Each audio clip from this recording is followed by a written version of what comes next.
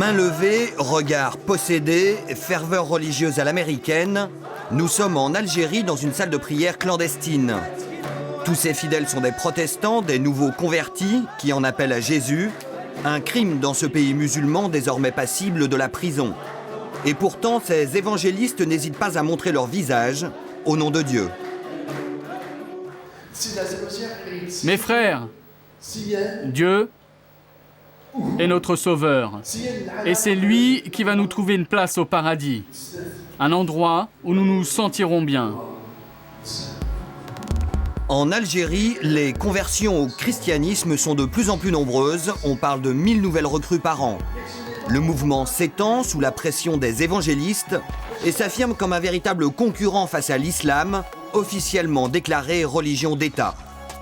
La réaction du pouvoir est brutale. Depuis quelques mois, les chrétiens d'Algérie sont pourchassés par le pouvoir et traduits en justice. Témoin ce prêtre catholique, condamné à de la prison avec sursis pour avoir célébré une messe dans un bidonville. Ou encore cette femme de 37 ans, Habiba Kouider, arrêtée en mars dernier dans un bus avec une dizaine de bibles sur elle. Accusée de prosélytisme, elle risque 2 ans de prison ferme. Habiba Kouider, ou la nouvelle martyre des chrétiens d'Algérie. Tizi Ouzou, à 100 km à l'est d'Alger. C'est la capitale de la Kabylie, devenue le sanctuaire des nouveaux convertis. Mais même dans cette région traditionnellement rebelle au pouvoir, les nouveaux convertis sont traqués. Pour prier, les fidèles sont obligés de se cacher afin d'éviter les descentes de police. Protestant depuis 40 ans, ce pasteur n'avait jamais connu pareille répression. On voudrait nous couler dans le même moule que les musulmans, c'est-à-dire que tout ce que l'on fait est considéré comme sortant des gonds de l'islam, quoi, c'est ça.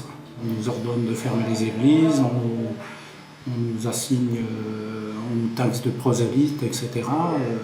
Je taxe même de terroristes. Bah oui, c'est arrivé.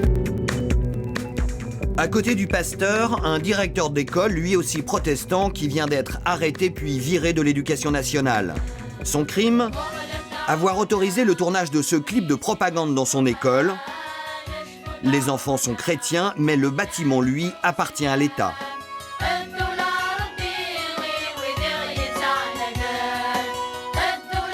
Lui aussi doit bientôt comparaître devant la justice. On ne plaisante pas avec la religion en Algérie. Ils ont adressé une lettre anonyme au ministère de l'Éducation nationale, au ministère des Affaires religieuses, une copie au président de la République, m'accusant de tous les maux, de toutes les dérives, que j'évangélise les enfants à l'école et tout. Puis, ma foi, je ne sais pas, une affaire qui date de 2001 et qui ressurgit en 2007. 2007, c'est à ce moment-là qu'a commencé la chasse aux chrétiens d'Algérie. Le gouvernement de Bouteflika vient de voter une nouvelle loi sur la liberté de culte. Elle punit toute personne suspectée de prosélytisme. L'article 11 interdit même quiconque incite, contraint ou utilise des moyens de séduction tendant à convertir un musulman à une autre religion. Une loi qui résonne comme une déclaration de guerre. C'est un texte d'alibi, aujourd'hui, pour dire « voici, nous protégeons l'islam ».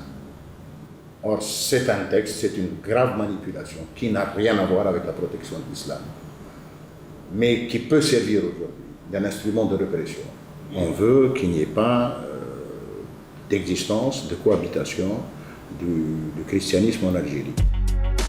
Non aux chrétiens en Algérie, c'est la nouvelle doctrine du président Abdelaziz Bouteflika. Depuis son arrivée au pouvoir il y a bientôt 10 ans, il a joué la carte de l'apaisement avec les islamistes, offrant même l'amnistie à ceux qui déposaient les armes. Cette loi antichrétienne apparaît comme un nouveau gage donné aux partisans de l'islam radical.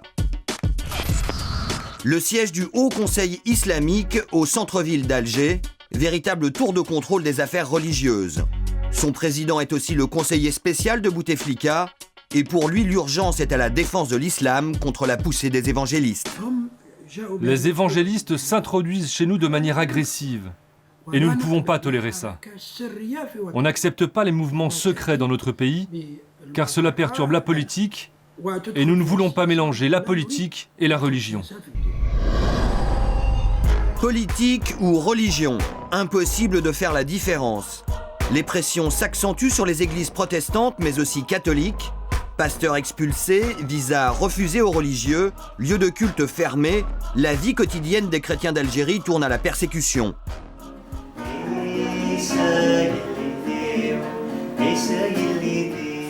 Pour Malik et Malika, convertis depuis 10 ans, le choix aujourd'hui, c'est la clandestinité ou l'exil.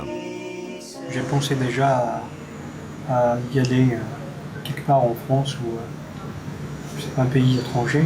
Du moment qu'il y a des persécutions déjà qui commencent, donc plus tard peut-être qu'il y aura plus de persécutions. Il y a des gens qui sont déjà, comme vous venez de les citer, il y a Habiba et les autres qui sont juste comme ça, jetés en prison, moi et un autre. Donc je me suis dit, ça va devenir plus pénible peut-être, et puis nos enfants ils vont vivre plus de calvaire par rapport à nous. L'avenir s'annonce sombre. Cet été, les attentats kamikazes islamistes ont repris en Algérie. Une campagne de violence qui rappelle la terreur des années 90. Comme à cette époque, les chrétiens redoutent d'être pris pour cible, car ici, personne n'a oublié le massacre des moines de Tibérine en 1996. Dans ce contexte d'insécurité, la campagne antichrétienne de Bouteflika apparaît comme une diversion face à l'échec de la politique de réconciliation nationale.